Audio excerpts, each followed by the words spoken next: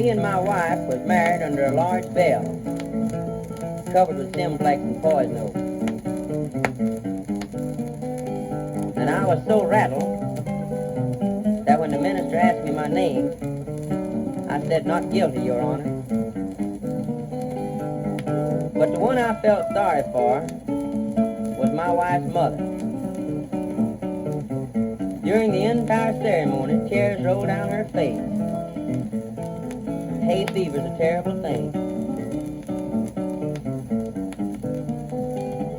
She had one of them turned up noses, and every time she sneezed, she'd blow her hat off. And my wife's brother was so nervous that he kept putting his hands in his pocket. Several times he got absent-minded and put them in somebody else's pocket. And he had the most peculiar-shaped head. It was 11 inches wide. It was a good thing it wasn't 12 inches, or else it'd have been a foot. But everybody had a good time.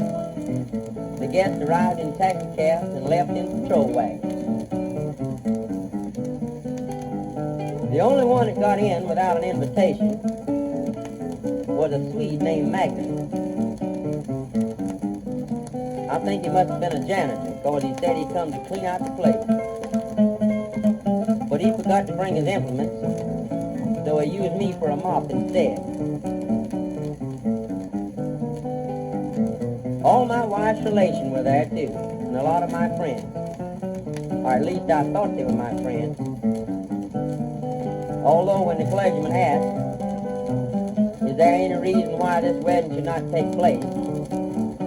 none of them raised their voice in protest.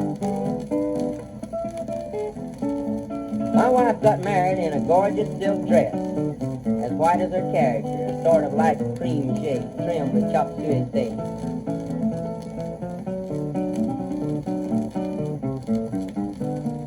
I heard several of the guests argue as to what was the fashionable color for a bride.